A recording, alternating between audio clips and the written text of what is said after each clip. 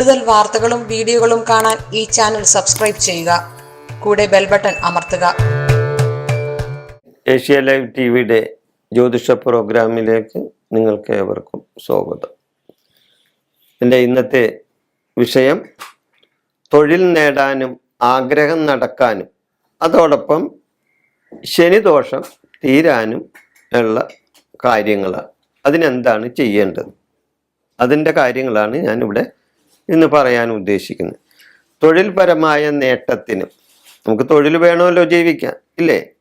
അപ്പം തൊഴിൽപരമായ നേട്ടത്തിനും അല്ലെങ്കിൽ തൊഴിൽ നഷ്ടപ്പെട്ടവർക്ക് തൊഴിൽ നേടാനും അതുപോലെ തന്നെ ഒരാൾക്കാരുടെ ആഗ്രഹ സഫലീകരണത്തിനും പല ആഗ്രഹങ്ങളുണ്ടാവും, ഇല്ലേ? ആ ആഗ്രഹ സഫലീകരണത്തിനും അതുമാത്രമല്ല ശനിദോഷം അനുഭവിക്കുന്നവരാണെങ്കിൽ ശനിദോഷം തീരുവാനും അല്ലെങ്കിൽ ശനിദോഷത്തിൻ്റെ ആ ദോഷങ്ങളിൽ നിന്നും മുക്തി കിട്ടാനും ഉള്ള കാര്യങ്ങളാണ് ഞാനിവിടെ പറയാൻ പോകുന്നത്. അപ്പം ഇന്ന് തൊഴിൽപരമായി ഒരുപാട് ബുദ്ധിമുട്ടുള്ള ഒരു സമയമാണ്. പലർക്കും ഉള്ള തൊഴിൽ തന്നെ നഷ്ടപ്പെട്ടുകൊണ്ടിരിക്കുന്നു. അതേപോലെ തന്നെ തൊഴിലുള്ളവർക്ക് തന്നെ അതിൻ്റെ അകത്ത് പിടിച്ചു നിൽക്കാൻ പറ്റാത്ത ഒരു സാഹചര്യം വന്നു ചേരുന്നു.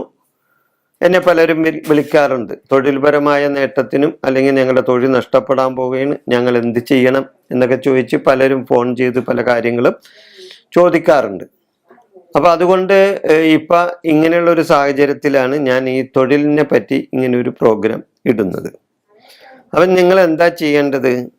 ബുധനാഴ്ചയോ അല്ലെങ്കിൽ ശനിയാഴ്ചയോ ഹനുമാൻ സ്വാമിക്ക് വെറ്റിലമാല ചാർത്തി പ്രാർത്ഥിക്കണം. ബുധനാഴ്ചയോ അല്ലെങ്കിൽ ശനിയാഴ്ചയോ ഹനുമാൻ സ്വാമിക്ക് വെറ്റിലമാല ചാർത്തി പ്രാർത്ഥിക്കുക. മനസ്സിലായോ? അതേപോലെ 7 ശനിയാഴ്ച ചെയ്യുന്നതാണ് ഉത്തമം. ബുധനാഴ്ചയോ ശനിയാഴ്ച ചെയ്യാം, എന്നിരുന്നാലും 7 ശനിയാഴ്ച ചെയ്യുന്നതാണ്, ഈ വഴിപാട് നടത്തുന്നതാണ് ഉത്തമം. ഈ വഴിപാട് ഈ ദോഷമുള്ള ആൾ തന്നെ ചെയ്യണം. അല്ലാതെ അയാൾക്ക് വേണ്ടി പകരം ഒരാൾ വന്ന് ചെയ്താൽ അയാൾക്ക് ഫലം ഉണ്ടായെന്ന് കിട്ടിയെന്ന് വരില്ല. അപ്പം ചെയ്യേണ്ട ആൾ തന്നെ, ദോഷം അനുഭവിക്കുന്ന ആൾ തന്നെ ആ വഴിപാട് നടത്തണമെന്ന കാര്യം ഞാൻ പ്രത്യേകം പറയുന്നു. അതേപോലെ തന്നെ 7 വെള്ളിയാഴ്ച ഗണപതിക്ക് കർഗമാല ചാർത്തി പ്രാർത്ഥിക്കണം. 7-ാം വെള്ളിയാഴ്ച നാളികേരം ഉഴിഞ്ഞ് ഉടക്കണം. 7-ാമത്തെ വെള്ളിയാഴ്ച. അപ്പം 7 വെള്ളിയാഴ്ച ഗണപതി ഭഗവാന് വിഘ്നേശ്വരന് കർഗമാല ചാർത്തി പ്രാർത്ഥിക്കുക. 7-ാമത്തെ വെള്ളിയാഴ്ച ഒരു നാളികേരം കൊണ്ടേ ചെന്നിട്ട്, ഭഗവാനെ എൻ്റെ ദുരിതങ്ങളെല്ലാം മാറ്റി തന്നെ, എന്നിലും എൻ്റെ കുടുംബത്തിലുമുള്ള ദുരിതങ്ങൾ മാറ്റി തന്നെ, എൻ്റെ തൊഴിൽ തടസ്സങ്ങൾ മാറ്റി തന്നെ, ഭഗവാനെ എൻ്റെ ആഗ്രഹങ്ങൾ നടത്തിത്തരണേ, ആഗ്രഹങ്ങളുള്ള കാര്യങ്ങളിലുള്ള തടസ്സങ്ങൾ മാറ്റി തന്നെ ഭഗവാനെ എന്ന് നല്ല പോലെ പ്രാർത്ഥിച്ചതിന് ശേഷം ഒരു നാളികേരം ഉഴിഞ്ഞ് നിങ്ങൾ ഭഗവാന്റെ മുമ്പിലുള്ള, ഗണപതി ഭഗവാന്റെ മുമ്പിലുള്ള ആ കല്ലിൽ ആ നാളികേരം ആഞ്ഞ് അടിച്ച് തെറിപ്പിച്ച് കളയണം. അതായത് നിങ്ങളുടെ ദുരിതങ്ങളെല്ലാം തെറിച്ചു പോകണം. ആ വിധത്തിൽ നിങ്ങൾ പ്രാർത്ഥിച്ച് നാളികേരം ഉഴിഞ്ഞ് അടിച്ചാൽ, നാളികേരം കൊണ്ട് ചെല്ലുമ്പോൾ ഒന്ന് ശ്രദ്ധിക്കണം. കാരണം നാളികേരം കടയിൽ നിന്നൊക്കെ വാങ്ങുന്ന നാളികേരമാണെങ്കിൽ ചിലപ്പോൾ ചീഞ്ഞ നാളികേരമായിരിക്കും. അപ്പം നമ്മൾ ചീഞ്ഞ നാളികേരം കൊണ്ട് അടിക്കരുത്. അത് നമുക്ക് നെഗറ്റീവ് എനർജി ഉണ്ടാക്കും. കാരണം ഒരാളെ നമ്മ ഒരു ചീമുട്ട എറിഞ്ഞാൽ എന്തായിരിക്കും? അത് ഇഷ്ടപ്പെടാഞ്ഞിട്ടല്ലേ അല്ലേ അയാളാ? അതേപോലെ തന്നെ ഒരു ചീഞ്ഞ നാളികേരം കൊണ്ട് അടച്ചു കഴിഞ്ഞാൽ ഭഗവാന് നമ്മളോട് ഇഷ്ടം തോന്നും? ഇല്ലല്ല.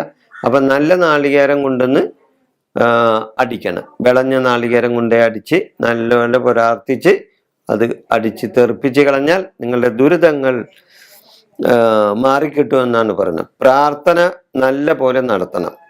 വഴിപാട് അവനവൻ തന്നെ ചെയ്യണം. ഞാൻ നേരത്തെ പറഞ്ഞു, അവനവൻ തന്നെ വഴിപാട് ചെയ്യണം. അപ്പോൾ അതേപോലെ തന്നെ ഈ വഴിപാട് മറ്റുള്ളവരെ ഏൽപ്പിക്കരുത്.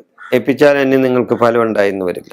പിന്നെ ഹനുമാൻ സ്വാമിയെയും ഗണപതിയെയും തൊഴുതു വണങ്ങി വഴിപാട് നടത്തി പ്രാർത്ഥിച്ചാൽ നിങ്ങളുടെ ആഗ്രഹ സഫലീകരണം ഉണ്ടാവും.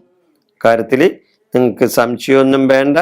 നിങ്ങളുടെ ശനിദോഷം മാറും, നിങ്ങളുടെ ആഗ്രഹങ്ങൾ സഫലീകരിക്കും എന്ന് ശുഭാപ്തി വിശ്വാസത്തോടു കൂടി വേണം നിങ്ങൾ വഴിപാട് നടത്താൻ. തീർച്ചയായിട്ടും ഹനുമാൻ സ്വാമിയുടെയും ഗണപതി ഭഗവാന്റെയും ഒക്കെ അനുഗ്രഹം നിങ്ങൾക്കും ഉണ്ടാകട്ടെ എന്ന് പ്രാർത്ഥിച്ചുകൊണ്ട് ഞാൻ ഈ വിഷയം ഇവിടെ അവസാനിപ്പിക്കുന്നു. നന്ദി, നമസ്കാരം.